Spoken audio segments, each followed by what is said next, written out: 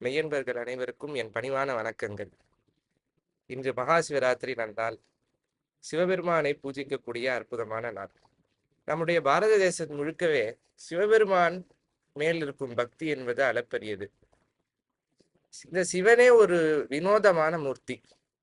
மற்ற கடவுள்கள் எல்லாம் தங்க ஆபரணங்கள், கிரீடங்கள் என்று பல ஆபரணங்களை தரித்துக் கொண்டிருக்கும் பொழுது, சிவபெருமான் மட்டும் எல்லா விதத்திலும் வித்தியாசமான ஆபரணங்களை அணிந்து கொண்டிருக்கிறார்.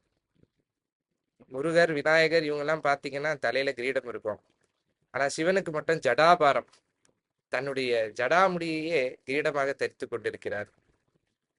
மற்ற தெய்வங்களுக்கு ஆகாத புஷ்பங்களை எல்லாம் இவர் எடுத்து சாற்றிக் கொண்டிருக்கிறார். உதாரணமாக எருக்கம்பூ, ஊமத்தம்பூ.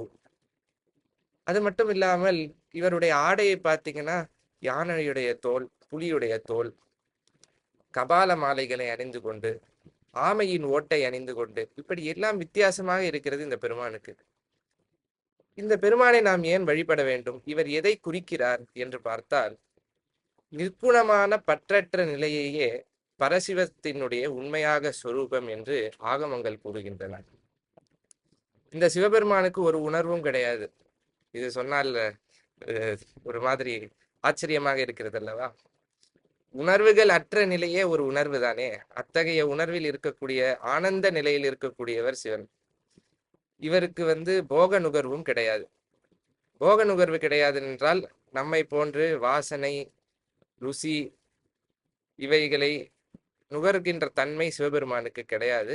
அதனால் அவருக்கு வினை பயனும் கிடையாது.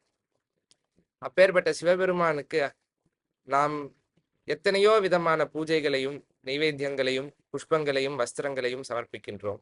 சிவபெருமானுக்கு நாம் நுகர்வே இல்லை என்றால் நாம் அவருக்கு அளிக்கக்கூடிய பூஜை புனஸ்காரங்கள் அவர்களுக்கு சென்று சேருமா என்றால், நாம் அவருக்கு செய்யும் உபச்சாரங்களான நைவேத்தியங்களும், வஸ்திரங்களும், புஷ்பங்களும் சிவபெருமானுக்கு அந்த நுகர்வை ஏற்படுத்துவது இல்லை.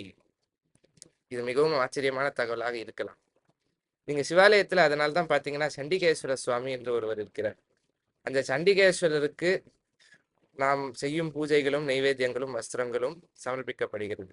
நிர்மால்யம் என்று சுவாமிக்கு சாற்றிய வஸ்திரங்களையும், புஷ்பங்களையும், நைவேத்தியங்களையும் சண்டிகேஸ்வரருக்கு தான். ஏன்னா சண்டிகேஸ்வரர் தான் சிவனுடைய அவருக்கு சமர்ப்பிக்கக்கூடிய அனைத்தையும் ஏற்றுக்கொண்டு அந்த வஸ்திரம் எப்படிப்பட்டிருந்தது, எப்படி நைவேத்தியம் இருந்தது என்பதை சுவாமியிடம் தெரிவிக்கக்கூடிய காரியத்தை செய்கின்றார்.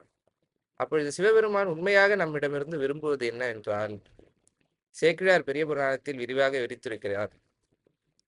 எண்ணில் ஆகமம் எம்பிய இறைவர் தாம் விரும்பும் உண்மையாவது பூசனை என உரைத்தருள. சிவபெருமான் உண்மையில் நம்மிடம் இருந்து எதிர்பார்ப்பது ஒன்று மட்டும்தான், பூசனை. பூசனை என்றால் பூஜை. பூஜை என்றால் நாம் அபிஷேகமும் அலங்காரமும் செய்கின்ற பூஜை என்றால் அப்படி கிடையாது. அவர் நம்மிடம் இருந்து உண்மையாக எதிர்பார்ப்பது ஆன்மார்த்தமான பக்தியுடன் கூடிய அகப்பூஜை. நம் மனதால் செய்கின்ற பூஜையைத்தான் சிவபெருமான் ஏற்றுக்கொள்கிறார். நாம் எத்தனை அபிஷேகங்கள் செய்தாலும், எத்தனை நைவேத்தியங்கள் செய்தாலும், உளமாற அன்புடன் அவரை அடைய வேண்டும் என்ற ஒரு குறிக்கோளுடன் அவருக்கு செய்கின்ற பூஜை மட்டுமே உத்தமோத்தமமானது என்பது நம்மளுடைய ஞானிகள் சொன்ன வாக்கு.